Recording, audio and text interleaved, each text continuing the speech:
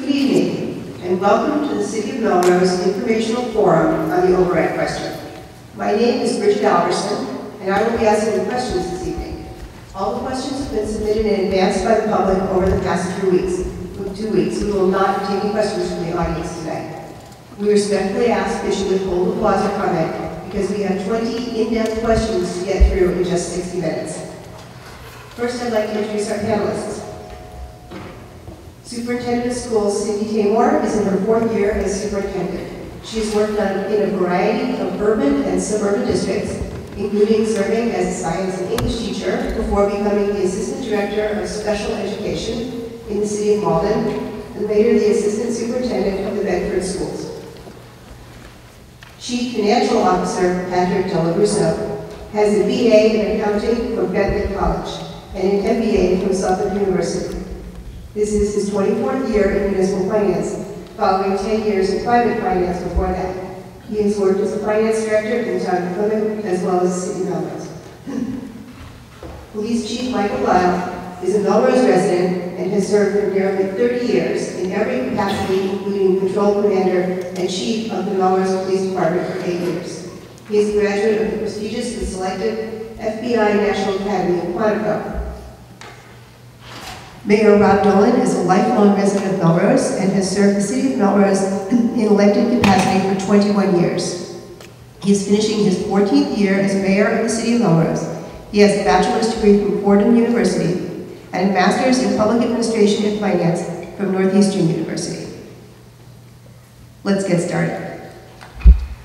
The first question is from Joe Casey, and I should explain that we actually have 3 questions from Joe because we did combine some of the questions together.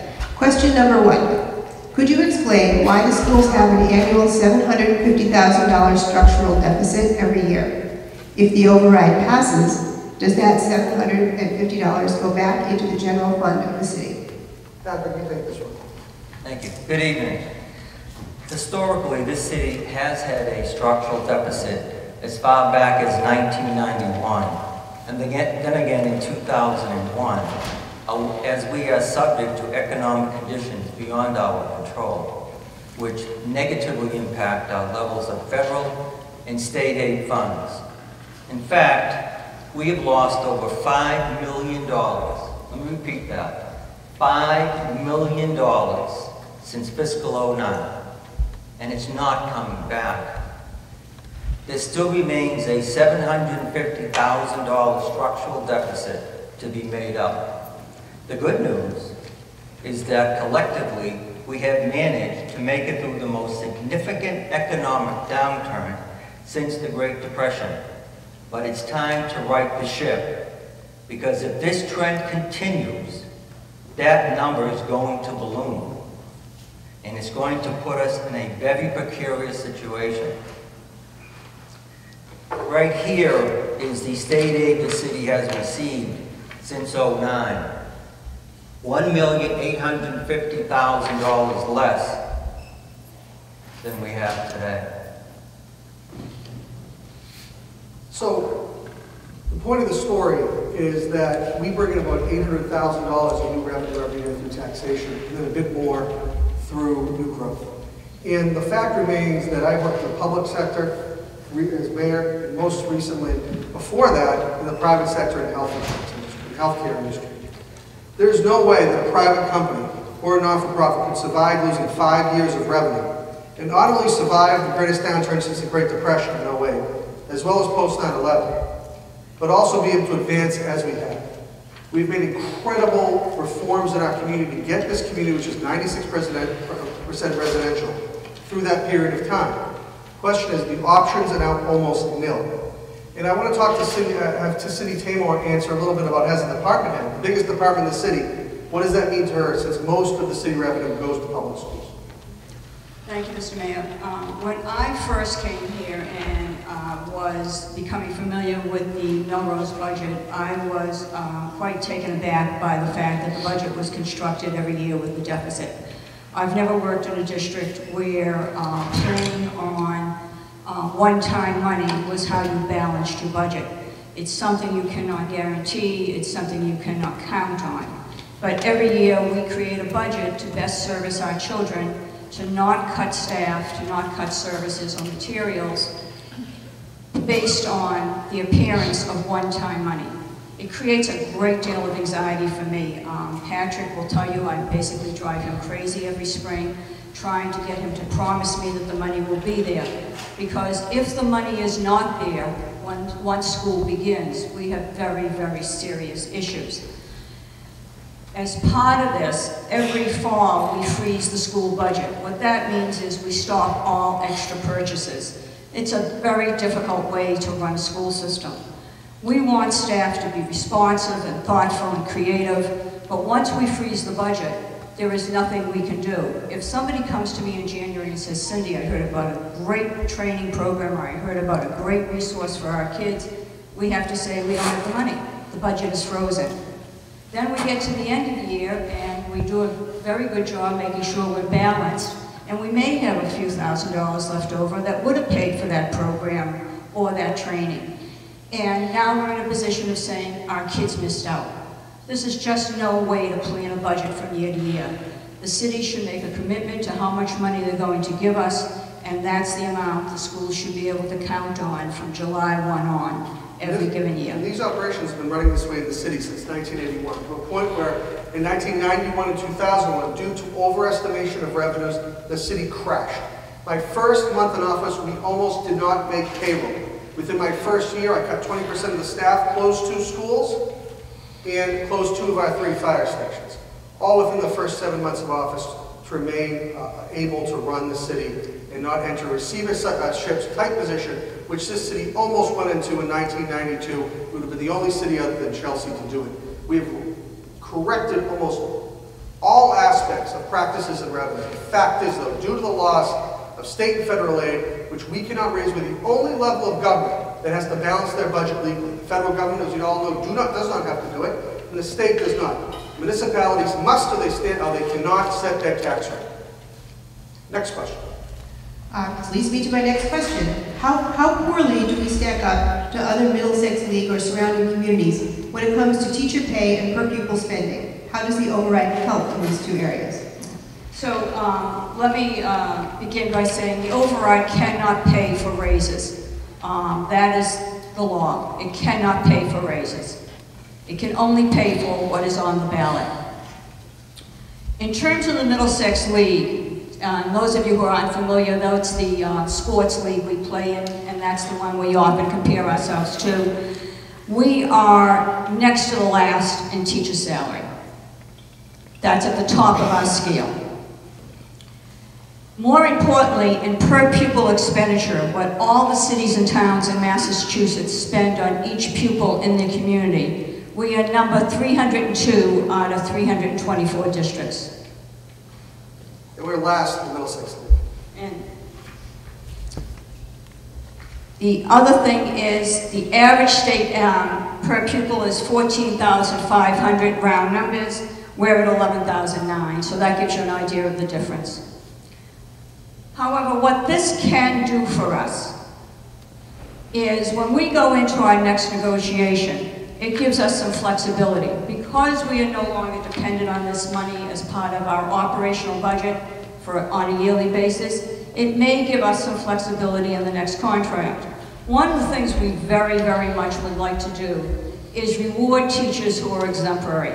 To put into our contract leadership pathways, leadership positions for which a teacher can get a stipend and be recognized for the extraordinary work they're doing. We don't have that right now. And one of the concerns that we have is how do we get people to stay in Melrose? We have great kids, we're doing great work, we're making some significant progress in our teaching and learning. I hope many of the parents are seeing that. But this is a very different work generation, and they go where the money is. They have bills, they have college debt, as most of you know, and sometimes we lose teachers to higher paying districts. If we could find ways in our contract to reward teachers for the work they're doing, whether it's in straight salary, or it's in stipends, or it's in some other leadership position, that goes a long way to helping us retain teachers. I'd like to stress one thing. We are last in the Middlesex League in per pupil spending. less than Stoneham, Woburn, Reading. So we compete every day at Fred Green Field on a Friday night, or in our sports teams. We are not, as a community, and we haven't been, even when I was at Melrose High School in the 1980s, giving our children an equal playing field to their peers in terms of that spending. Not third to last, last. Why is that? Half of the Middlesex League has taxation up to 30 to 50% more than the city of Melrose. Communities like Arlington, communities like Reading. We're not even talking about Belmont, Winchester, and Lexington. They're over here. The other half of the league are massive industrial bases, like Watertown, Woburn, and Burlington. Melrose is a city of moderate tax rate compared to our peers, and 96% residential. And all that money is public education, which is between 80 and 90% staffing. Next question. Third question. What happens if a senior citizen can't afford this? Well, we have taken great strides over the last year. Regardless of whether this passes or not, the laws passed by the Board of Aldermen are in place, and I'll read them verbatim. We have expanded the eligibility for the solid waste fee. Senior citizens 65 plus with an income of $65,870 or less. That is income. That's not what you have in a 401k or an IRA or in the bank. For married couples, $75,280. They are eligible for a 50% discount on their trash. That's $100. If you're a single resident, it's $35,000 for that 50%, and $40,000 for 100%. Okay? These figures are based on the 2014 federal HUD moderate income. So $65,000, $75,000, 50% off, $100 there. Eligibility for solid waste fee waiver, that's 100% discount, $35,000 for a single, $40,000 for a couple. Income, I think that's a key point because most retirees are on their investments. We increased the exemption for property tax work program to anyone in the city. Anyone in the city. To $1,000 per year. This is the maximum allowed in the Massachusetts General Law. In other words, property owners ages 60 or above or disabled qualify without question of income for this program. $1,000. We have many seniors currently doing that now. Senior tax exemption. The city is proposing and have passed and increasing the senior tax exemption from $700 a year to $1,000 per year for senior citizens who qualify. This is the maximum allowed under Massachusetts General Law using those HUD federal guidelines of $65,870 for a single, $75,280 for a couple. That is the most generous package of discounts in the Commonwealth of Massachusetts. And I'd also like Patrick to talk a little bit about how we deal in a compassionate way, not only through our emergency fund, but through our assessors and treasurer's office to those in need. What we do, unlike a lot of other communities, we take the time to sit with the homeowner and discuss opportunities to address the obligation, to payments, things of that nature that they can actually support in a reasonable way. And we don't put people out in a negative way. And I think if you work with the Treasurer Collector's Office, you'll find that's the norm. And I'm pleased to be able to say that because they've done a lot of work to make that happen. Thank you. Thank you. Okay. The fourth question is from Samuela Exton. Aside from possible increases in home values, what benefits are there from the tax override for households without children? So I've named a few things just at the top of my head. One, I think better schools are an obligation for all people, regardless of whether or not you have children in the schools or not. I remember when we opened this building, we had 5,000 people go through it the first weekend. I would say 80% of those people were over the age of 60. And they came back because they had an obligation because it is their generation, the greatest generation, that knows there is an American compact that says it's our obligation to leave something better than we found it. And they drove through this school, walked through this school with great pride. knowing that they can ensure that the next group of Melrosians had the same benefits, if not better, than they had, or their children. Second, we have safer streets and a stronger community. Melrose is a safe community, but we are not immune to the scourge of heroin and drugs in this community whatsoever. Nor are we immune to some of the lesser crimes that we get most of our calls: speeding, people in need, people with mental illness that need assistance. Most of the work of the police department is not handcuffs, it's brains and social work. Expanded community businesses. Our Chamber of Commerce has come out very strong in favor of this. We have seen a new business model in our downtowns. In many communities, if you drive through Wakefield, 40–50% of the businesses are empty. We have a strong business model with a population that can support those businesses and those restaurants. Better streets, sidewalks, and trees, and amenities. I take great pride that when I enter Melrose from Malden or Saugus or Wakefield, that you can see through the way we keep up our community that we live in Melrose. By eliminating the structural deficit, we're able to continue the forward progress on infrastructure and beautification in our parks, in our open spaces, in our neighborhoods that we haven't got to yet, but we've made so much progress. We have certainly expanded the preservation of historic buildings, and that is what is key with this override.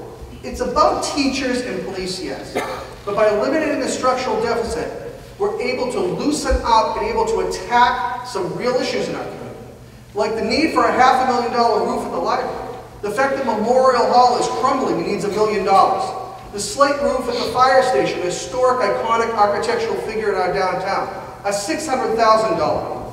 The Beebe Estate needs a tremendous amount of work. All of the things that we love about Melrose, that we see on postcards, those are the things that we can improve on with this override. Flexibility in aging services. We have an aging population that is going to be critical to ensure people can stay in their own homes. A more financially secure home, which is our community. That's what this also provides.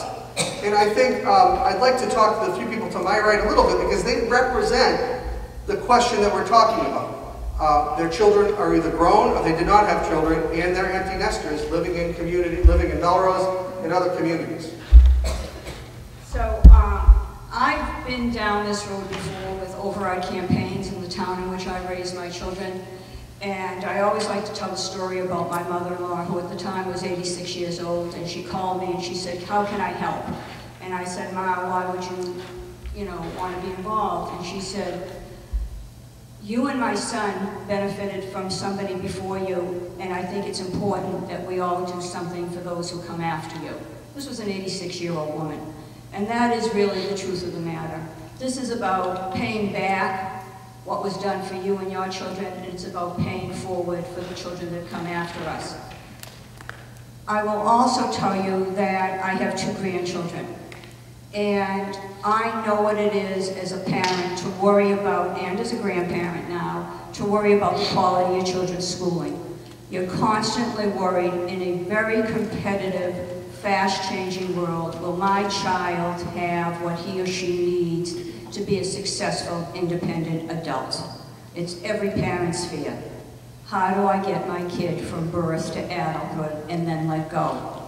And for 13 years, we are the prime provider of the skills and the knowledge those children will need.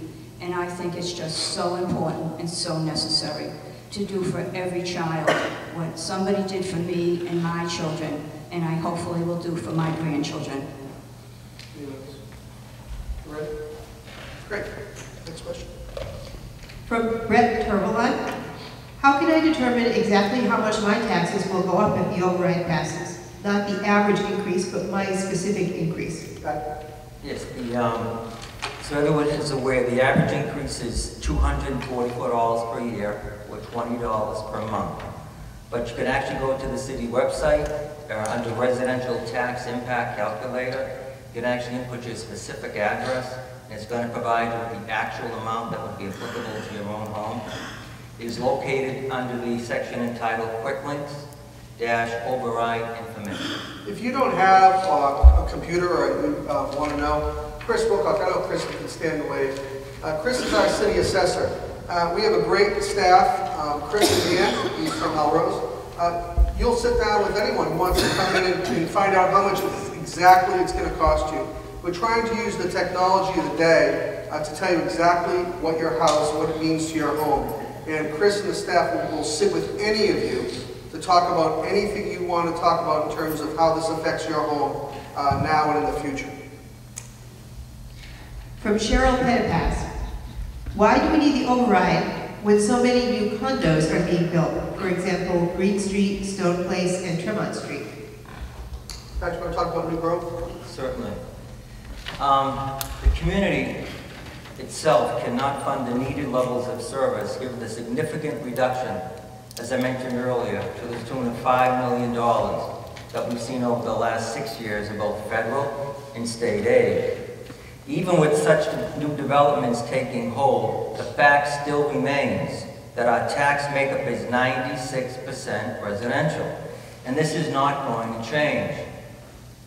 We do not have the industrial or commercial tax base at levels necessary to address the growing service needs of this community.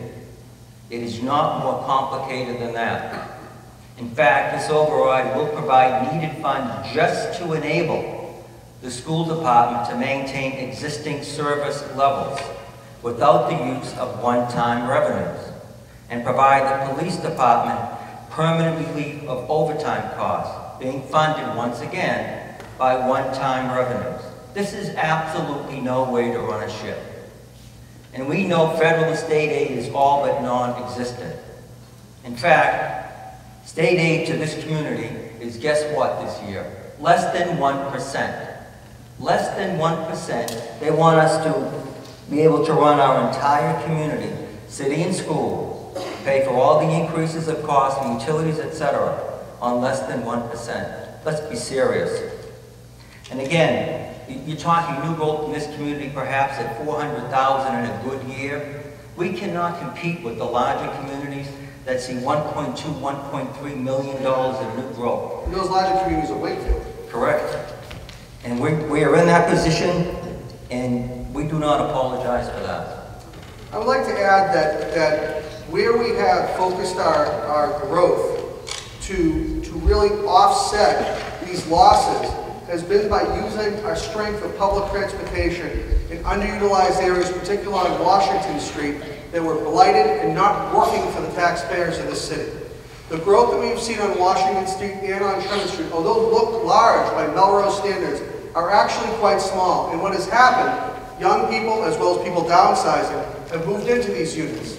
And many of the people who are now buying homes in our community, the hottest real estate market in the United States, allegedly, are coming mainly from either South Boston or Charlestown or Somerville, where they rented, or from these units. It has created a feeder system of people who never would have known where Melrose was. They're spreading the word about the great things we have. However, what this proposal that I presented does say is this: that you may be renting in Melrose in these apartments on Washington Street you want to buy here. But right now we had 82 children sign up for kindergarten at the Winthrop School and 137 students sign up for the Melrose Public Schools since the last day of school last year, which is more than we see over 3 years. We're closed for business if this proposal doesn't pass, because we need to put teachers in front of students when there are more students. And the last time this happened was in the early 1970s when my family and many others came here from Malden and East Boston and Medford and stumbled for a better life. Do you have anything else, Patrick? No. Great. Next question. Okay, this is the seventh question. It's from Jennifer Lesser. I am a firm believer in contributing to the community, at least what you want to get out of it, which would make me a supporter of the override. However, I have a hard time understanding how future tax increases may be kept in check, whether by process, e.g. voter referendum, or a statutory cap. Can you help us understand what constraints exist or will be put in, if none currently exist? I certainly will. First and foremost is the levy limits on Proposition 2.5, a primer. It's available to any and all right on the Department of Revenue website. And it clearly, under the Proposition 2.5, which was enacted in 1980, it puts the constraints on the amount that the community can actually levy and how much it can increase year to year.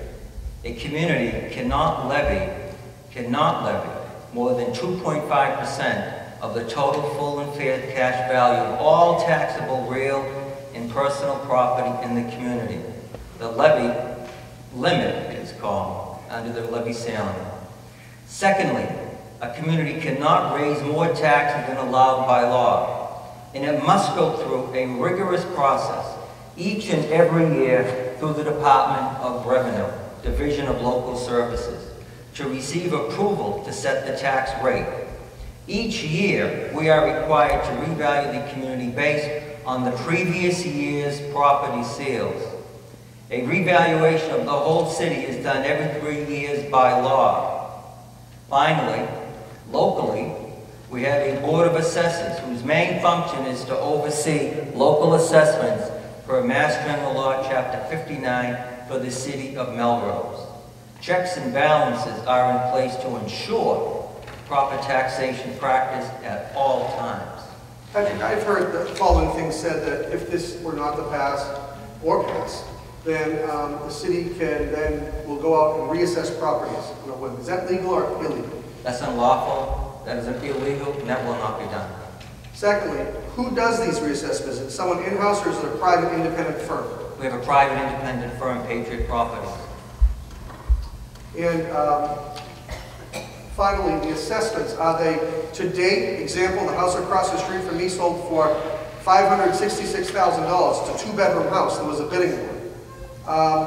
Do we get the value of that new sale, or how does that work? Does this market help us or not? Obviously, it helps in the sense of value, but the revaluation of the whole city is done, I said, every 3 years by law, and the reval is done based on the previous year's property sales. And when values go up, what does the tax rate do? When values go up, the rate goes down. So vice versa. It's a real flaw in Prop 2.5, and I know people don't have the time or energy or will in many cases to read it. But the fact is the city doesn't benefit when houses go for 20–30% more than asking price. They should. They should. No. We also don't get help when we have a $3 million winter. Correct. Which is very difficult. So it's hard, but I'll make sure that whole article is on the front page of the website tomorrow for whoever wants to read it can read it. And again, Patrick, I'm at every soccer field downtown. Feel free to call and ask us. We'll be happy to meet with anyone, whether you're for or opposed, in a very civil, nice way, and we're very accessible people. The 8th question is from Brian Butler. One of the things that I've heard over the summer is that part of the override includes $45,000 for school administrators' raises. Is this true? It is absolutely not true. There are no administrative pay raises anywhere in this override. The override is very simple in terms of where the money is going. Teachers, 2 police officers, money for technology, instructional materials, which has been an issue in this town for 30 years, and professional development, and to address the structural benefits and the benefits, the health insurance for those employees will have. That's what the money is going for. If you don't want to vote for that, then obviously then vote no. But the fact is, that's what the money is going for.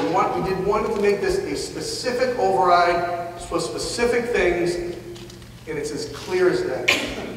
Anything else? Just to clarify, I have seen this question, I've heard this before. Just so people understand, there are approximately 22 staff members in the school system who are not union employees. They have no guaranteed raise. They are not all administrators. Some of them are secretaries, some of them are technology people, some of them are in transportation. And every year we go in front of the school committee, there's a set amount in the budget. We ask the school committee to vote a set amount as a bucket, and we use that bucket to apply raises. What the school committee does is they set a maximum amount that we can use. But again, it's about 22 people who are not union members and who don't get automatic raises. None of the superintendent's pay is paid for by the override. Next question. Excuse me. Question number 9 comes from Dr. Ellen Hutchinson. Mayor Dolan has made it clear why he believes with increasing school school enrollment and a decrease of federal and state grants, it's necessary to plan ahead and have additional revenue to address the needs of both the school system and the police force. However, in both his latest interview on the city website and in all of the information he has presented in our 2 local newspapers, there's no mention of even one way that he is trying hard to cut current or future costs in the city or raise additional revenue. So I've been mayor for 14 years and haven't had a positive revenue in 14 years. So every year, I came into office and we were almost bankrupt. And in the middle of that was the greatest recession since the Great Depression, which we've survived. In a city, 96% residential, spending the least amount on public education of all of our neighborhood, of any of our peers. So I've had to do everything in order to reduce, reform, and move things around, okay? It started, obviously, by shutting down the schools, the fire stations, limiting 20% of our employees, 20%. We have the city has the same number of employees today, as we had then. Not a single employee more. And I also say this, there's not a single employee in the city of Melrose getting health benefits that's part-time. Again, I'll say it. Not a single employee in the city of Melrose that is part-time getting health insurance benefits. All right? So what we've had to do after that initial reduction and cut is to reform and change. 2 things. 1, we were the first city in the Commonwealth of Massachusetts to get our unions, which is incredibly difficult, 70% approval to change health insurance that saved us over $3 million, to join the GIC, which is a pooling of all the municipalities with the state. We have taken 14% health insurance increases, which is almost double we bring in a new revenue, and brought it down between 3 and 5%, which is still 2/3 of what we bring in. That is an incredible game changer. The second is salary. Our unions, 16 of them, were the first unions in the history of the Commonwealth of Massachusetts, and we've been around for a long time, to agree on a wage freeze. Not a COLA wage freeze, but a wage freeze of steps, longevities, income in terms of whether they get their master's degrees, and that affected people's pensions, union and non-union, first city in the Commonwealth of Massachusetts. So we have changed trash from a money loser to a money maker in terms of recycling. Lowered tonnage. We have regionalized more than any city in the Commonwealth of Massachusetts, packed with 7 different communities, from Wakefield and Reading paying us to run their health systems, to Saugus and Essex paying us to run their IT, to Wakefield and Saugus paying us to run their veterans. We are turning into a money-making operation, not just reductions. Because as I talked about before, between 80 and 90% of his budget are bodies. Unlike the federal or state government, our margins outside of employees is this much. We have enough DPW guys, you see how hard they work, what the job they did this winter compared to other cities and towns. The police force, incredible. Fire stations, with an ambulance that is paying, an ambulance service. Many people said that it would fail. We created our own business for the benefit of taxpayers that pays for 10 firefighters. Paramedic firefighters. Many of them may have saved the life of yourself or of the person you love. These buildings are turning into money operation mechanisms for us. Cindy, talk about the buildings that we built and how you're turning them into an entrepreneurial approach to helping offset the losses in state and federal aid. So it's not just these buildings, it's a number of programs that we've done and then some internal measures we've taken. You're sitting in what is probably one of the prime sources of income for the Melrose Public Schools. But it's not just this building. Our buildings are rented probably every day of the year, except Christmas and Easter. And we could probably rent them those days as well.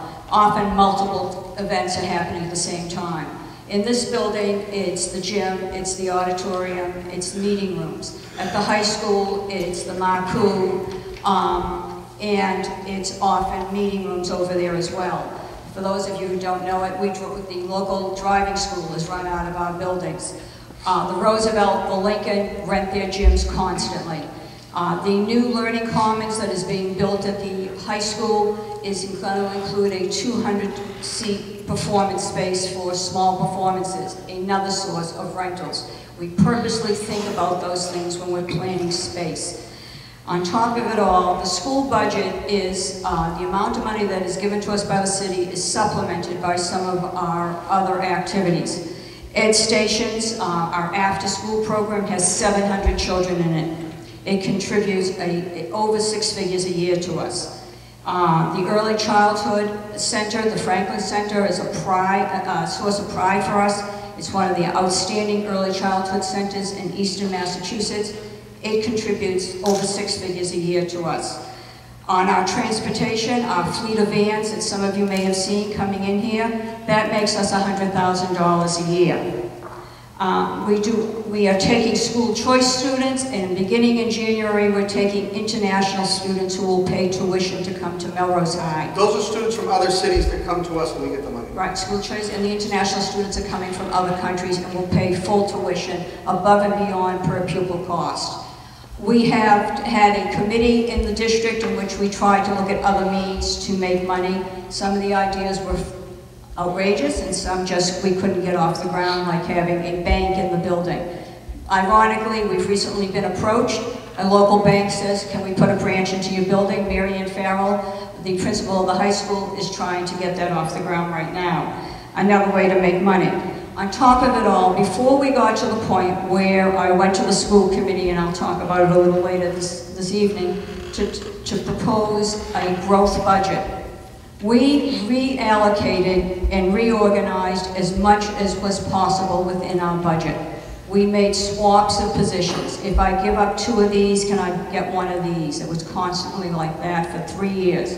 As a result, by reorganizing and reallocating money, we were able to add 9 positions to the school district that were very much needed. We have a growing ELL population, English language learners population. By federal and state mandate, I must have English as second language teachers. We paid for that by reorganizing 3 of them.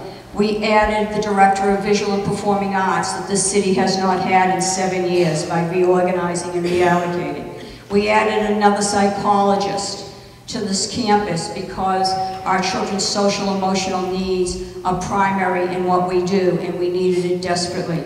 These are the things we did by reorganizing and reallocating. Quite frankly, we are at the end of our limits for reorganizing and reallocating, and just don't know where else to go. Like the police, I'm 86% people.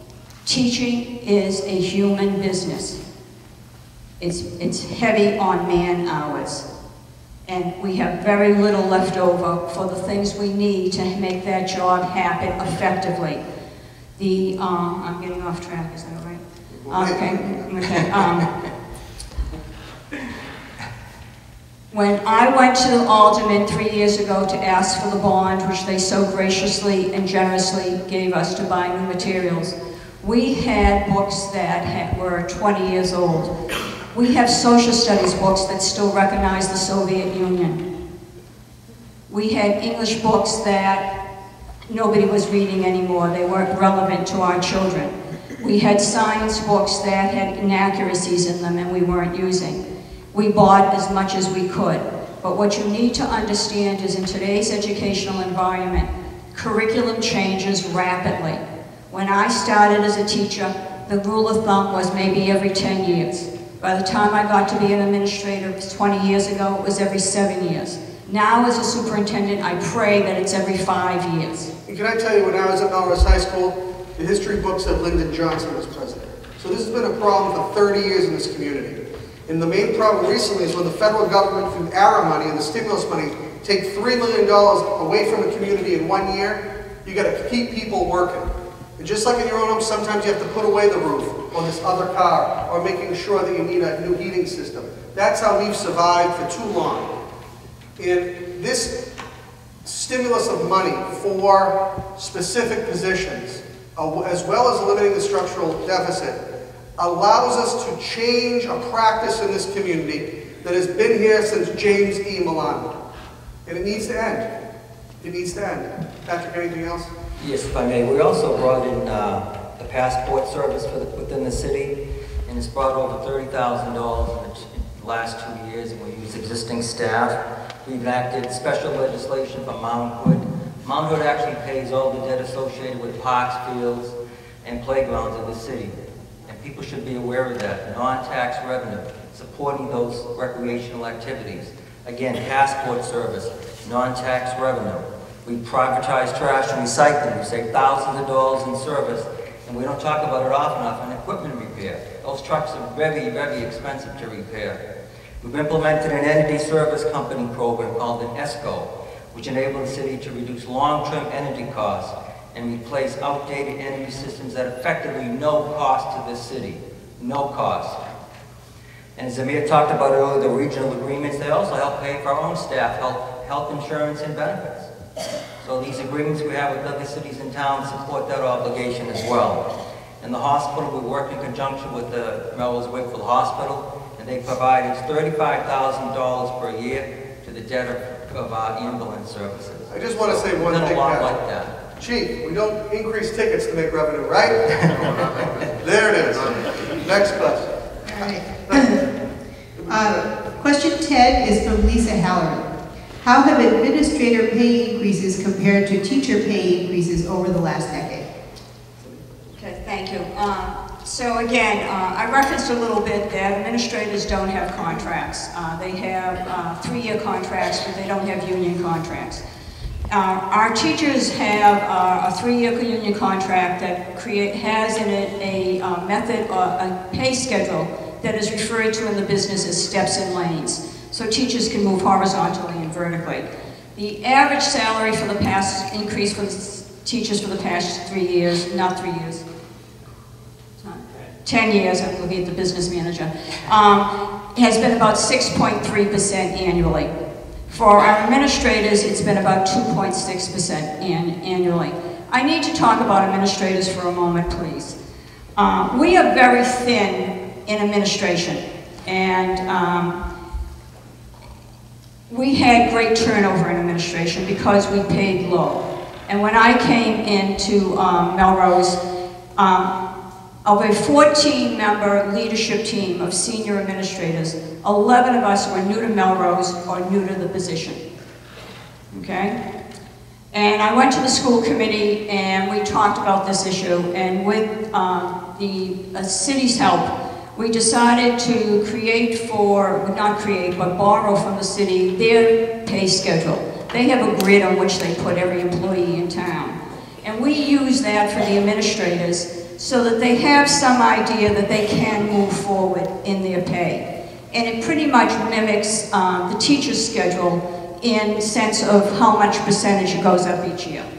But they don't have any lanes to move over, and they don't have any seniority. But the most important thing that you have to understand about administrators, and principals especially in this day and age, it's not the principal you knew growing up. It's a much different position. Principals used to be managers, they used to be the school spokesperson, maybe if they had a big personality, everybody in town knew them. Principals are now referred to as instructional leaders. Because how much education has changed and continues to change at such a rapid rate, they are the person who is responsible for making sure their building, their staff, stay current, stay ahead of the best practices, have the materials they need, and are delivering the best services we can to kids. They are in in teachers' classrooms every day. Educator evaluation in this state and now in this country now requires every teacher to be evaluated every year.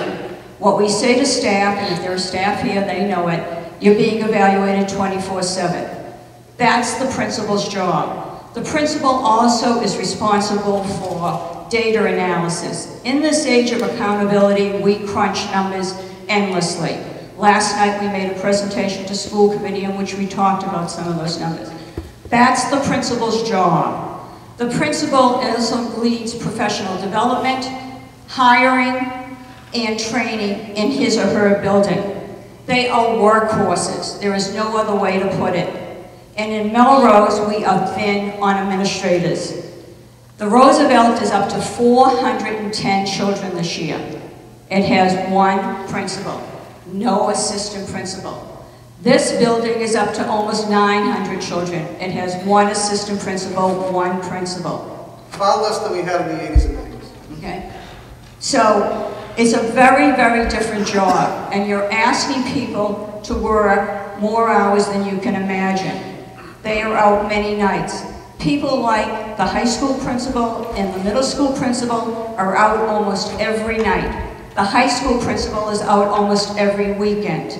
This is what the job is in this day and age, and they have to be paid accordingly. Not only to respect the job and what is being asked of them, but also to keep them in Melrose. And those grids that we talked about earlier are the exact same grids as the teachers. So there's not an administrative grid and a union grid. It's all the same. When we implemented that in the city of Melrose, when I came to office, we were losing people left and right. But the amount of money saved through a strong administrative team, and I'll tell you right now, I've had the same administrative team for almost 9 years now. And that ability to have all of us working together, the only one that's left is John O'Brien, who retired as fire chief, who was an exceptional fire chief, has saved through just the mind and knowledge, I believe, millions of dollars for the city of Melrose. And they have been my backbone, and I believe we have the best team in the Commonwealth of Massachusetts, because dealing with what we have to deal with, in partnership with an incredibly wonderful community and group of volunteers and citizens, we've done great things together, not just us. And we treat our employees fairly. We do not have pickets or union fights. Most of my contracts are done with me and a police officer across the table, and as well as DPW. And they have been cooperative, and we have been cooperative, unlike in a lot of communities, in a mutually respectful manner. It has been that way for a decade.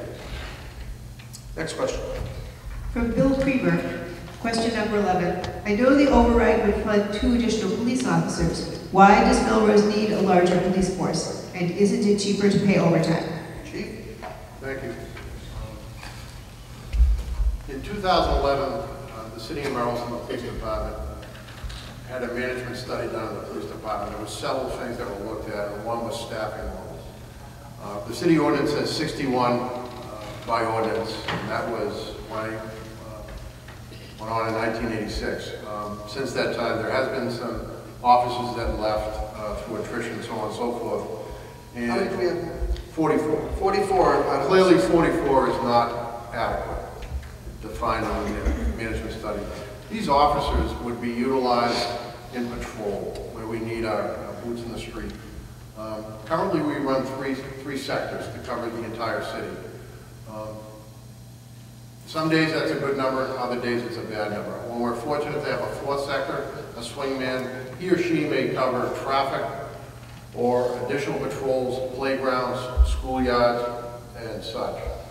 As far as overtime, overtime sounds like a great thing for an officer, but when it comes to their family life and they come into work at 4 o'clock in the afternoon on a Thursday night and say, geez, I'm going home at midnight or 11:30, and that shift commander says, hey, you're not going anywhere. You're the junior man, you're forced tonight. You'll be out at 8 o'clock in the morning. That does a lot of damage to our morale, the well-being, the lives of those police officers. Nothing bothers me more than when I hear on a Friday afternoon, so-and-so's forced on the evening shift tonight, it's Friday night. They are people just like you and I. They want to go home and spend time with their families, and that impacts them severely. So as far as overtime, yeah, it's a great thing on a short-term basis, but when the fatigue sets in and certainly impacts the well-being of life, that certainly bothers me. It should bother everybody in this community. Chief, talk a little bit about how the war in Afghanistan and Iraq has affected the police department over the last 10 years and how it affects them, your need for additional men. And they're not too different. In the past, we had 5 officers deployed. At any given time, we had 2 are gone. Unfortunately, we had an officer deployed October 1. He won't be back till the end of September of next year. That's going to severely impact that evening shift. And we look to move bodies, but that's very difficult. We have to negotiate with the union.